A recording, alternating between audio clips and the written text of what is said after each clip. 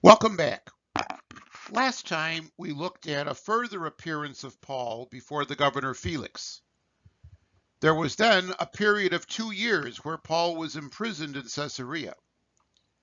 After that, he was questioned by Felix's successor, Porcius Festus, at which time Paul petitioned, as was his right, to have his case heard directly by Caesar.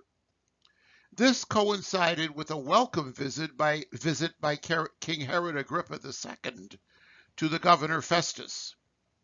Festus brought Paul's case before Agrippa, who requested to hear Paul directly. Paul then presents his defense before Agrippa, who sees no reason for him to be held in prison or even condemned to death.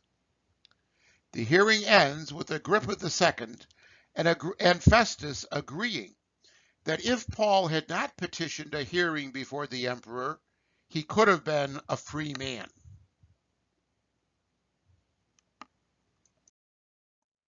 In our current session, we pick up the story as the voyage to Italy is beginning. This is followed by a description of the trials of the sea travel as winter approaches. As a rather significant storm erupts, Paul then offers encouragement to the crew of the ship that he's on. But the storm is too much, and they find themselves shipwrecked off the coast of Malta.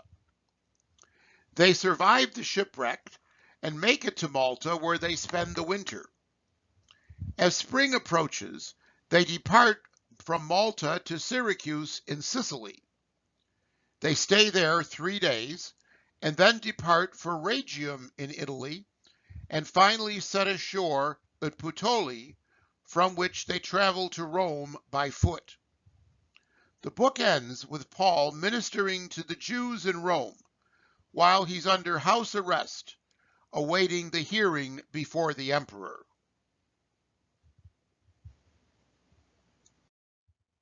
Here we have a map detailing the journey I just described.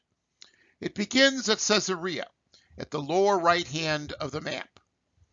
As winds were against them, they stay close to the land, arriving at Myra, which is today in southern Turkey, just below Lycia on the map. Then they travel to Cnidus and turn south, sailing under Crete to a place called Fair Havens. The winds still were treacherous. Now they have to cross a portion of the Mediterranean where there's no land nearby.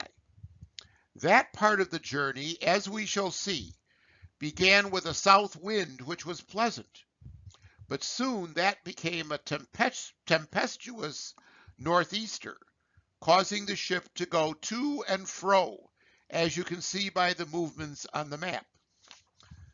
They, of necessity, had to begin jettisoning cargo and food from the ship, but to no avail. As they approached Malta, just south of Sicily, they ran aground. After they stay in Malta, the route continues north to Syracuse in Sicily, and finally along the coast of Italy, as we said, to Puteoli.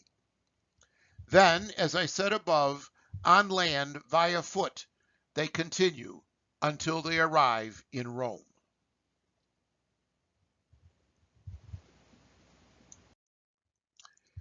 The narrative begins noting that Paul and some other prisoners were delivered to the centurion of the Augustan cohort, whose name was Julius.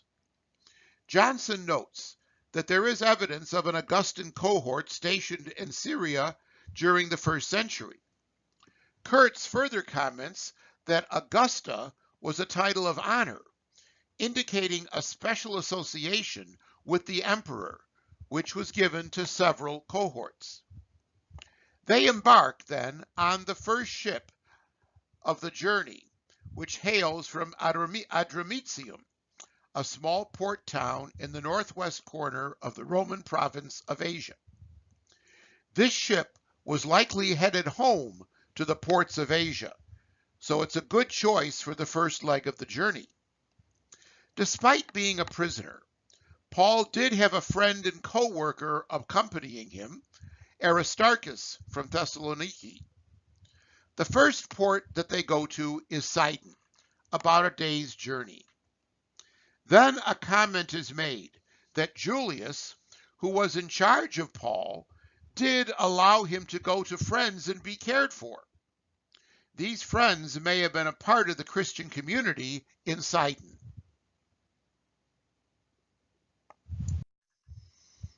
From Sidon, they continued under the lee side of Cyprus, which would be the northern shore of the island. The reason was the fact that the winds were against them, and the landmass of Cyprus on one side and Cilicia on the other would protect them from the winds.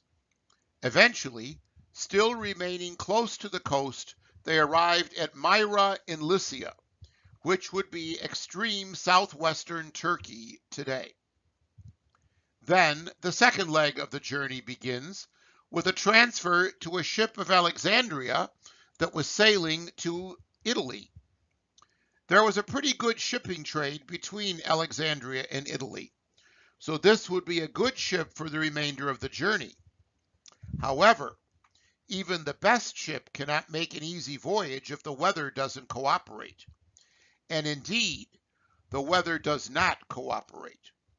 They sailed for a few days and arrived finally at Cnidus on the southwestern tip of Asia Minor.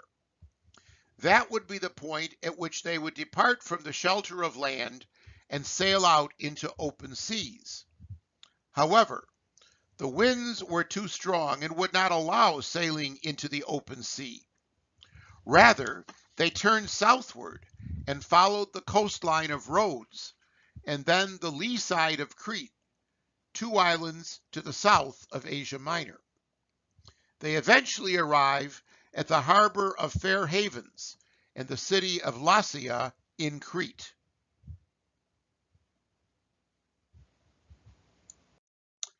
Now, because of the treacherous winds, much time had been lost in sailing, and the window for safe travel across the Mediterranean was fast closing. The author notes that the fast had already gone by. The fast, Johnson tells us, is the fast connected with Yom Kippur, or the Day of Atonement, on the 10th of the Jewish month of Tishri, which occurs in late September or early October. During the months of November through March, the traditional winter months, the Mediterranean was considered closed to sailing, primarily because of the severe weather. So Paul advises them, stating what is fairly obvious. Sirs, he says, I perceive that the voyage will be with injury and much loss, not only of cargo and the ship, but also of our lives. Paul has traveled this route before, and he's well aware of the good and bad times to make the voyage. The centurion, however, feels that the captain of the ship and the owner of the ship have more experience in this area, and they are for chancing the voyage.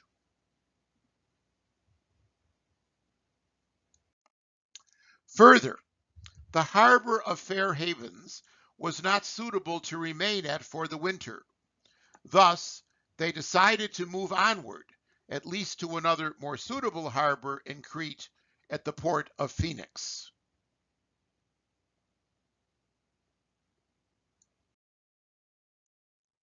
So, we can see the route of the voyage taken thus far. Look for the island of Crete, just above the label of the Great Sea, the Mediterranean. And you can see that departing from Crete, there's no land along which the ship can travel to get shelter from the elements as it has done thus far. All there is open sea for a great distance to Syracuse on the island of Sicily.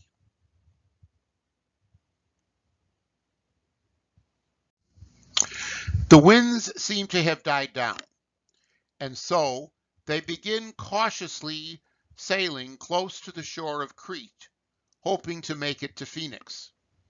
But it was not long before the gentle wind turned into a tempestuous wind. The Greek word tuphonikos is a word from which we get the English typhoon.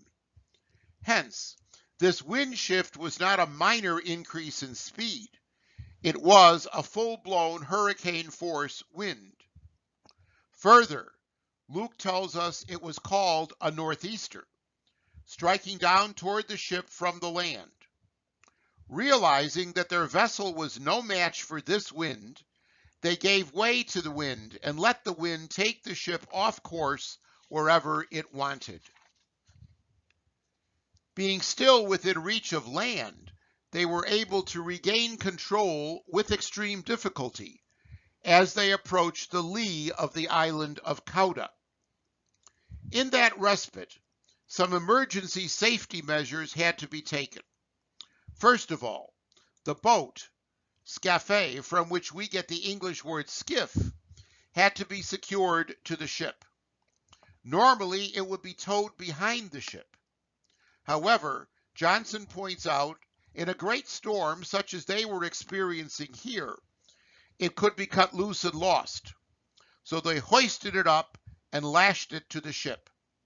Secondly, they reinforced the ship with cables, as Kurtz notes. This is a process known elsewhere as undergirding the ship.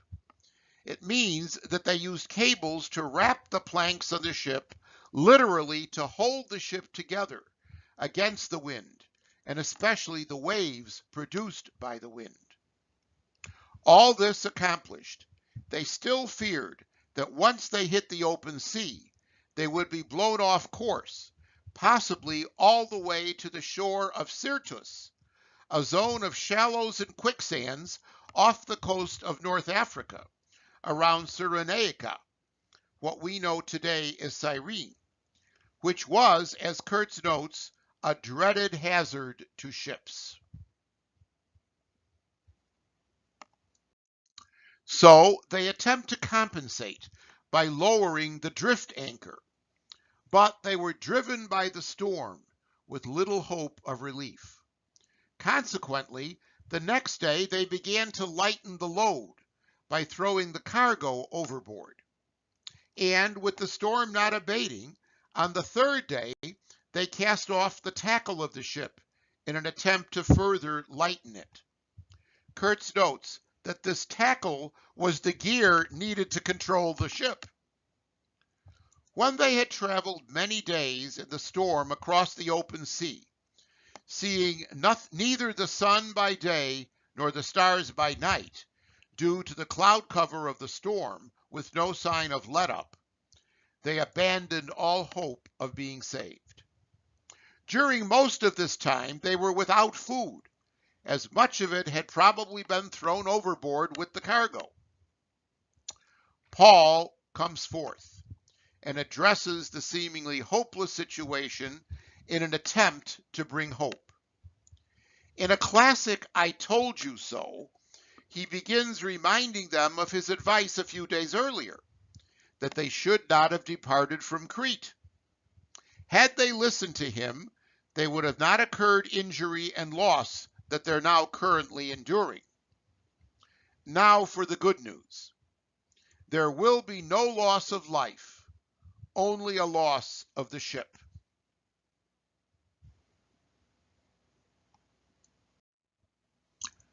How does Paul know this? It was revealed to him that night by an angel sent from God, Paul's God, whom he worships. The angel communicated a message. Do not be afraid. You must stand before Caesar. And lo, God has granted you all those who sail with you. Paul will have his case heard before Caesar. God will see to that.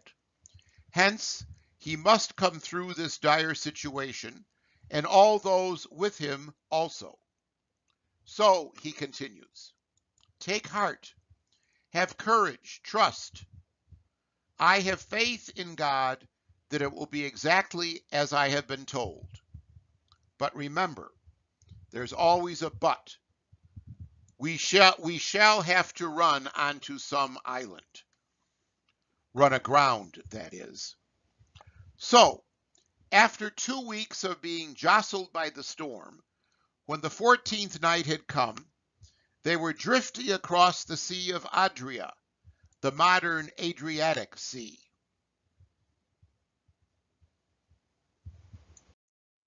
It was about midnight when some of the sailors suspected that they were nearing land. So they made a sounding. That is, they threw a line weighted with a lead weight overboard in order to measure the depth of the water.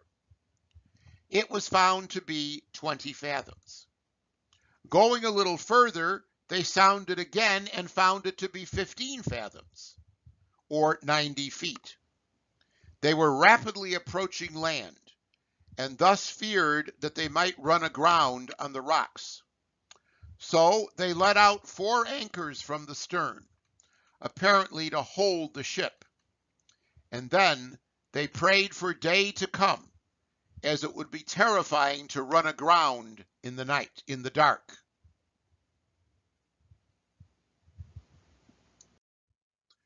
Now, with a shipwreck seemingly unavoidable, many of the crew seek to save their lives by escaping from the ship. Under the pretense of laying out anchors from the bow, they lowered the lifeboat, the skiff, into the sea. But before they could board the lifeboat, their ruse was seen by Paul, who alerted the centurion and the soldiers. "Unless these men stay in the ship," he says, "you cannot be saved." At this point, the soldiers ensure safety by cutting the lifeboat loose and forcing the fleeing sailors to remain on the ship. As day was dawning, and Paul urges all on board to take some food, noting that they have not taken any food throughout the 14 days of suspense during the storm. Now they need to take food to gain strength, which will be necessary to get to land. Again, Paul gives them assurance, since not a hair is to perish from the head of any of you.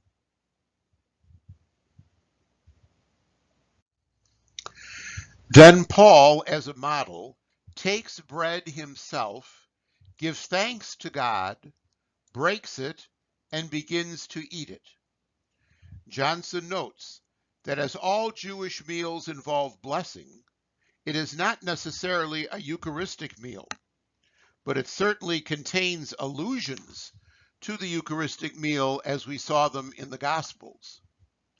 Those gathered on the ship, encouraged by Paul's example, all then eat. There's then a background point stated. We were, in all, 276 persons on the ship. Finally, when all had their fill, they lightened the ship even more by throwing the wheat, that is, the provisions on board, into the sea. The ship was going to crash, and thus there was no real need for the provisions.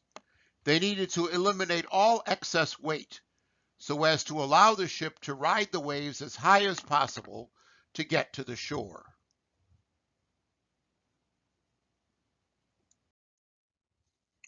Once again, we have our map of the journey to Rome. That rather wavy red line is the suggested course that the winds drove the ship. Note, toward the left-hand side of the lower part of the map in the Mediterranean, we see a small island with the name Malta. That's where the ship currently is. It's about to be brought ashore on a beach of that island that has become visible.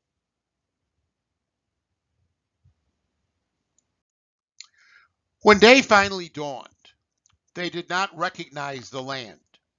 However, they did notice a bay with a beach.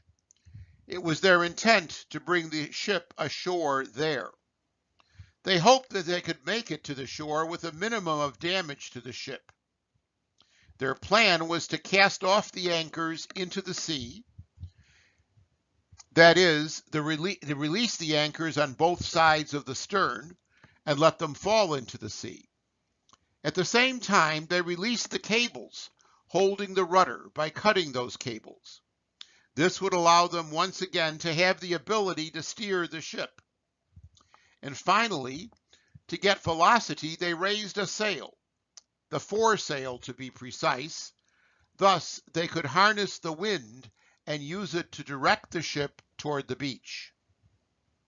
But their plan was foiled by a sandbar or shoal which they struck, and the vessel ground to a halt. The ship had run aground. The bow was now stuck and immovable, and the stern was being pounded by the waves, and eventually it broke up. So much for a cautious approach to the beach.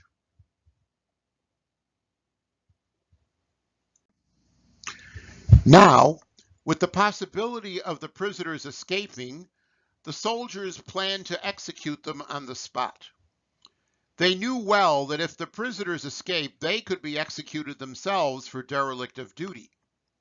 However, the centurion stopped their plan, as he wished to save Paul. He ordered those who were able to swim overboard first, with the command to make for land. Now, how could one swim in a sea that had the possibility of breaking up a ship is unknown. Those remaining on the ship were to grab planks or other pieces of the ship and hold on to them until they got to the shore. Thus did all on board the ill-fated ship reach land safely. It's curious that the verb diasozo is translated in many versions as escaped, while the root meaning is to be brought safely through some danger.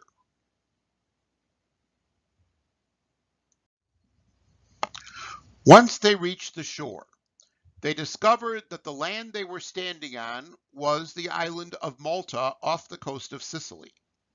So Paul's prediction that they would not be harmed has come to fruition. 27:22 to 26. The natives of the island were extremely kind to the shipwreck survivors, kindling a fire and welcoming all. The fire was most satisfying as it had begun to rain, and it being winter was cold. Paul assisted in the building of the fire, gathering sticks to put on the fire. Due to the warmth of the fire, a snake which had been hibernating in the wood awakens and comes out of the wood, fastening itself on Paul's hand.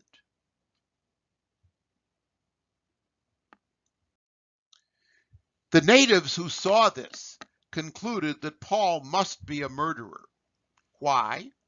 Having just faced death in the shipwreck, would he face death again with this poisonous snake? Unless he were a murderer.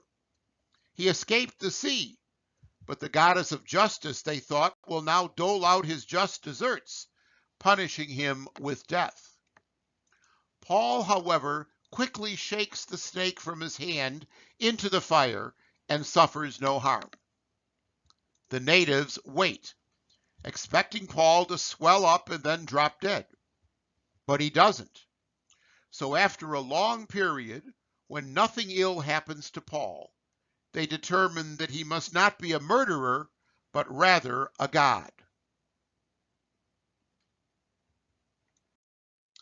The attitude of welcome again pervades the interaction of the shipwrecked travelers with the natives.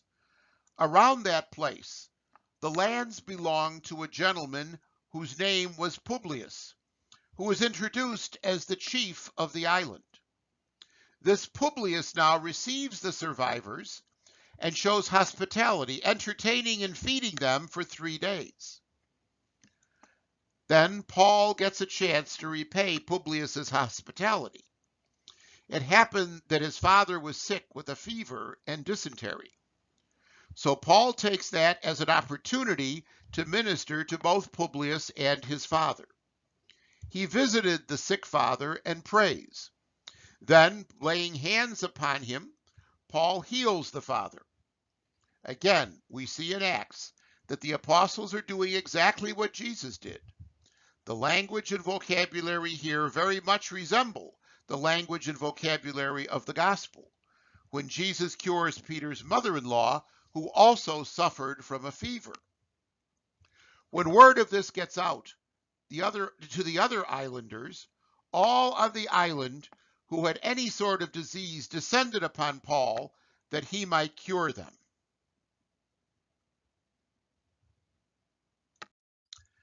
The rest of the stay in Malta is passed over rather quickly. Only mention that in thanksgiving for Paul's healings, the people of Malta showered him with many gifts. And when the time came for departure, they provided whatever was necessary for the voyage. We're told that that time came after a period of 3 months, more than likely when winter had passed and it was safe to travel by sea in the spring. The ship that they gained passage on was an Alexandrian ship that was in Malta for the winter. It had the twin brothers, Castor and Pollux, also known as the Dioscuri, on it. From them, the ship was named. Kurtz notes that Castor and Pollux in Roman myth were revered as protectors of the sea.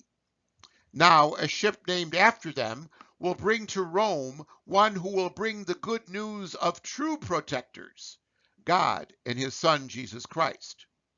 We may assume that this ship belonged to the shipping line or trade route that ran between Alexandria and Rome that we spoke about earlier. Looking again at the map, we notice Malta just south of Syracuse in Sicily. Here it is where they stayed through the winter after the shipwreck. The text then continues to tell us when the ship left Malta, they made a circuit and arrived at Rhegium on the toe of the boot that is Italy. Then the winds kicked up and gave them enough force to take them a considerable distance up the western coast of Italy to Puteoli.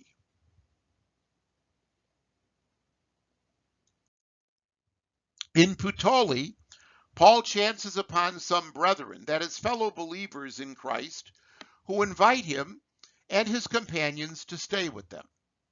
They accept and stay 7 days. Paul, remember, is still under arrest, and so this sojourn in Puteoli had to be sanctioned by the centurion who was responsible for Paul. The arrival in Rome is somewhat matter-of-factly narrated. And thus we came to Rome, the text says.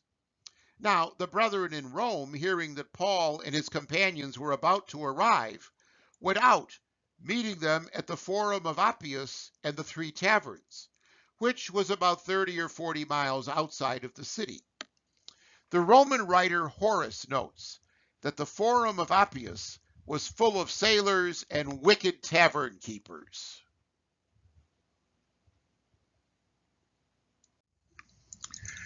Here is a picture of the pine trees along the Appian Way. This would be on the road that Paul took to enter the city. Also, it's one of the sites that inspired Ottorino Respighi for his Pines of Rome. This is yet another site along the Via Appia, or the Appian Way, which may be the ruin of an old church.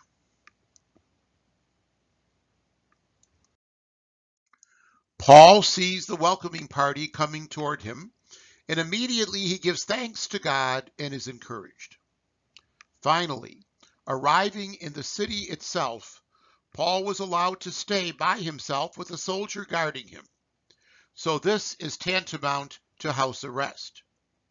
It's curious to note that the narrative now reverts back to the third person from the first person plural that had dominated the text for such a long period of time. The so-called we sections come to a conclusion. Paul is now by himself under arrest in Rome.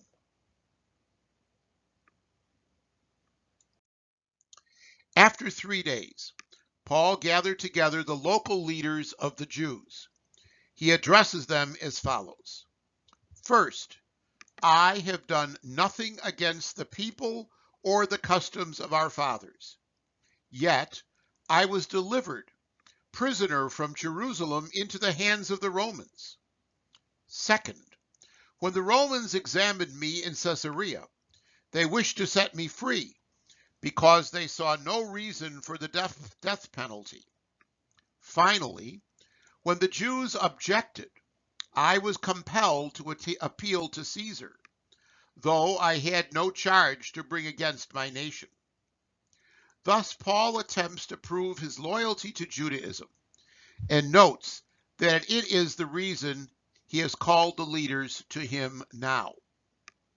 It is the hope of Israel, the hope of the resurrection, a hope that certainly binds Paul and these leaders together, that is the reason for his being in Rome bound in chains.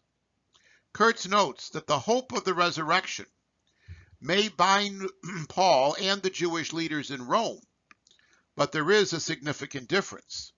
For Paul, that hope is inseparably linked to the resurrection of Jesus, whom Paul proclaims as expected Jewish Messiah, a fact that the leaders will not accept.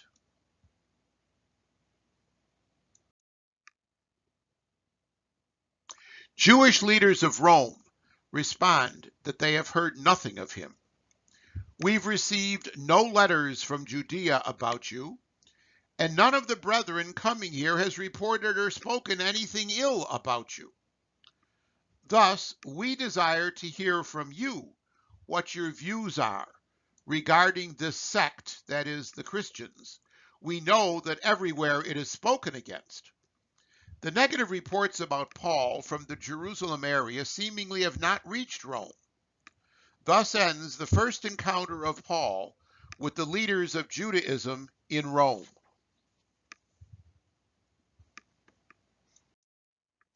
But a further meeting is set up on an appointed day. On that day, a larger number, greater numbers of Jews came to Paul at his place of lodging. The implication is that where Paul is being held under house arrest is not a small place, but one large enough to hold great numbers.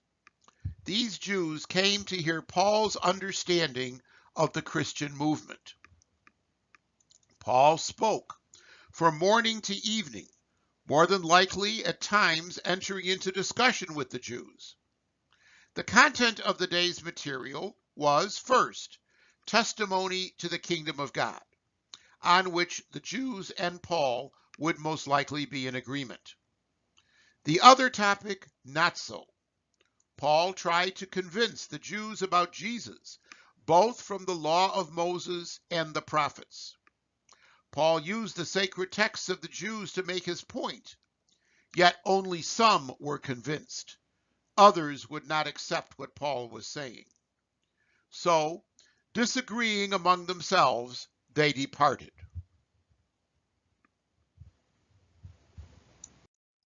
But not until Paul had made the following statement. He cites the prophet Isaiah concerning what the Holy Spirit had to say to the Jewish leaders' ancestors. This citation has been used in several places, both in the New Testament and beyond, to explain the Jewish rejection of the gospel. Isaiah writes, "Go to this people and say, you shall indeed hear, but never understand, and you shall indeed see, but never perceive. For this people's heart has grown dull. Their ears are heavy of hearing, and their eyes have closed, lest they should perceive with their eyes, and hear with their ears, and understand with their heart, and turn for me to heal them." Paul then concludes, applying the Isaiah citation to the current situation. Let it be known, he says, that this salvation of God has been sent to the Gentiles. They will listen. This is what we've seen throughout the entire book of Acts. When the Jews have rejected the gospel message preached by Paul, the Gentiles have gladly accepted it. Again, Kurtz clarifies. This does not mean that the evangelization of the Jews is ended and replaced by outreach exclusively to the Gentiles, or that all Gentiles will heed the message. Some manuscripts of Acts have a further verse here. And when he had said these words, the Jews departed, holding much dispute among themselves. Thus, despite the fact that large numbers of Gentiles heed the message of Christianity, there are also Jews who accept it.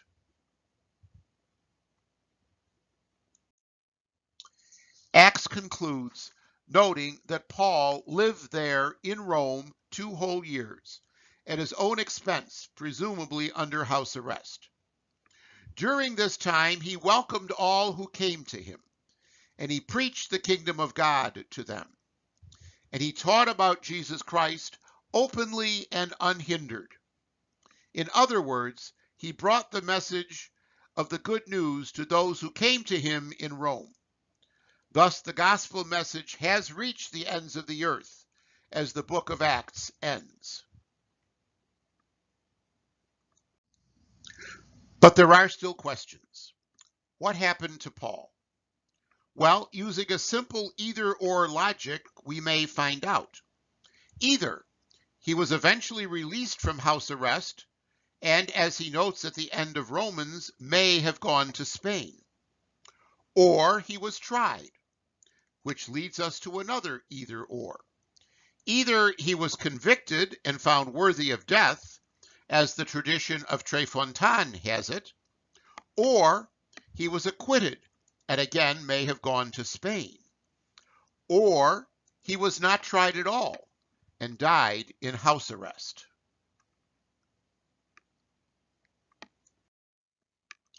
A pilgrim who goes to Rome will inevitably find themselves at the Church of Fontanes. Fontanes means 3 fountains. Inside the church, there are 3 springs or fountains, each marked by a golden head of St. Paul.